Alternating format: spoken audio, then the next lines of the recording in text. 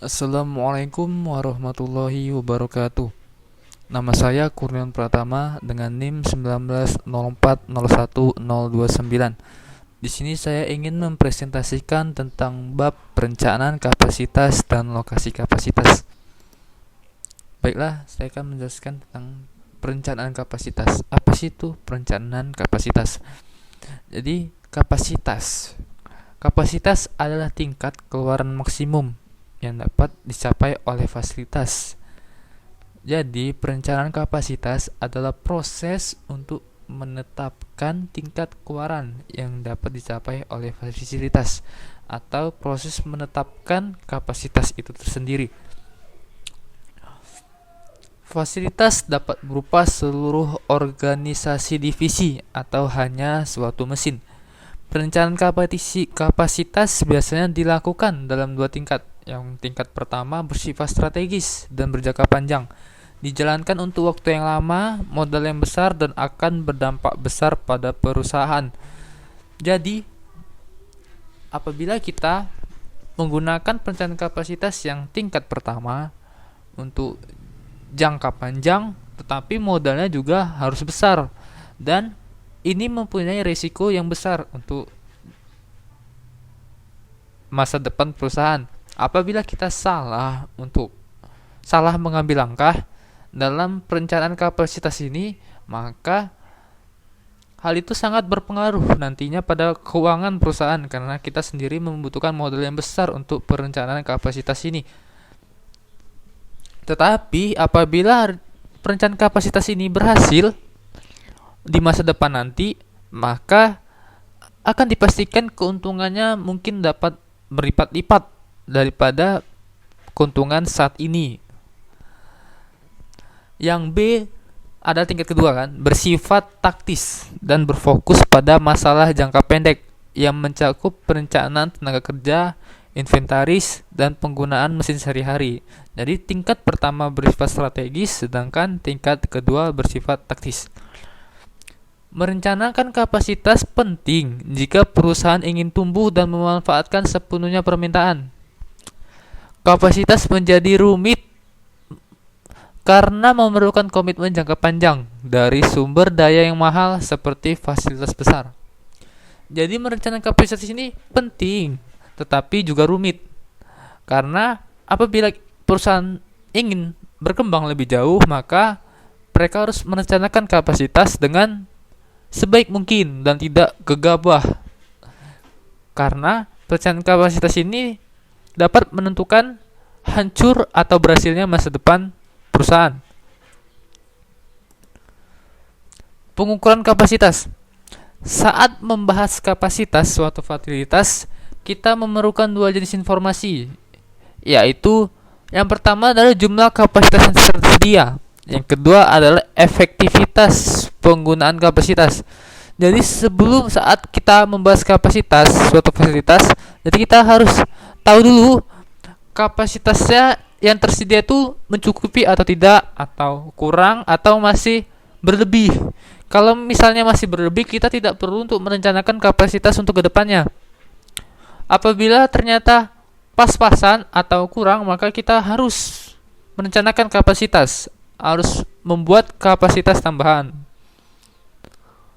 dengan membuka cabang misalnya dan lain-lain. Lalu kita juga harus melihat efektivitas penggunaan kapasitas kita, apakah efisien atau boros atau yang lainnya. Ada dua ukuran kapasitas yang paling umum, yaitu yang pertama adalah keputusan desain.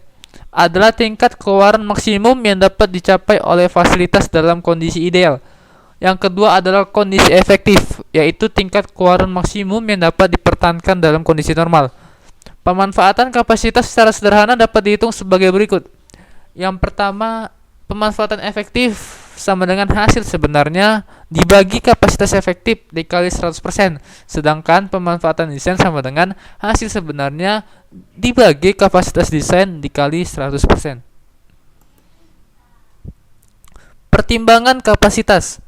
Yang pertama adalah yang harus kita pertimbangkan dalam menentukan kapasitas adalah skala ekonomi, yaitu suatu kondisi di mana biaya rata-rata sebuah unit yang diproduksi berkurang dengan bertambah jumlah output. Yang kedua adalah skala tidak ekonomis, yaitu suatu kondisi di mana biaya setiap unit tambahan yang dilakukan meningkat.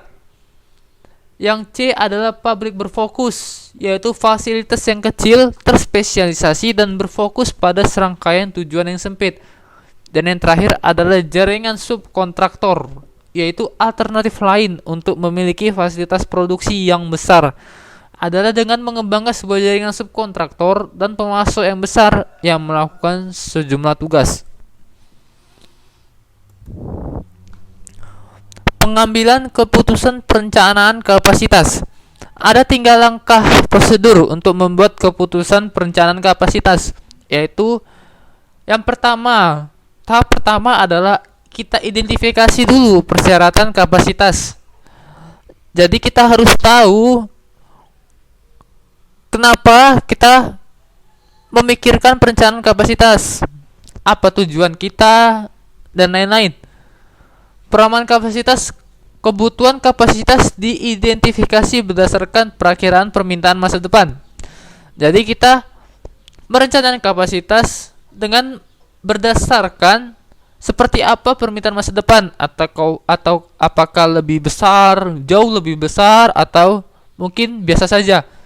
Kapasitas bantal adalah kapasitas tambahan yang ditambahkan ke persyaratan kapasitas reguler untuk memberikan fleksibilitas yang lebih besar. Jadi kapasitas bantal ini seperti kapasitas pendukung dari kapasitas utama. Implikasi strategis. Keputusan seperti bagaimana banyak kapasitas yang harus ditambahkan harus dilakukan dengan hati-hati. Jadi berapa banyak kapasitas yang harus kita tambahkan benar-benar harus dilakukan dengan hati-hati, karena itu benar-benar berdampak terhadap masa depan perusahaan.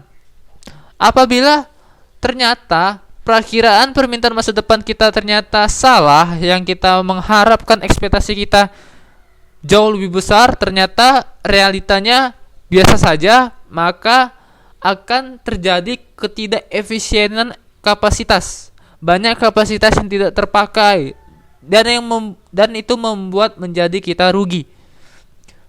B. Kembangkan kapasitas alternatif. Kita ada tiga cara untuk menanggapi. Yang pertama itu tidak melakukan apapun dan evaluasi ulang situasi yang akan datang. Jadi di cara pertama ini, kita misalnya ada suatu masalah, kita nggak melakukan apapun sambil melihat seperti apa solusi yang terbaik dengan melihat situasi yang akan datang. Jadi kita seperti tidak gegabah. Yang kedua adalah perluasan besar sekarang. Jadi kita memperkirakan permintaan masa depan misalnya jauh lebih besar daripada sekarang, jadi kita meruaskan kapasitas besar sekarang. Hal ini akan memakan banyak modal besar dan bersifat tidak menentu. Yang terakhir adalah perluasan kecil sekarang dengan opsi tambah nanti. Dan cara ketiga ini adalah cara yang paling aman menurut saya, karena kita meruaskan kecil-kecil terlebih dahulu. Apabila ternyata di masa depan kapasitas masih kurang atau dirasa kurang, maka dapat ditambah lagi nanti. Yang terakhir adalah evaluasi kapasitas alternatif. Jadi kita evaluasi lagi kapasitas alternatif tersebut.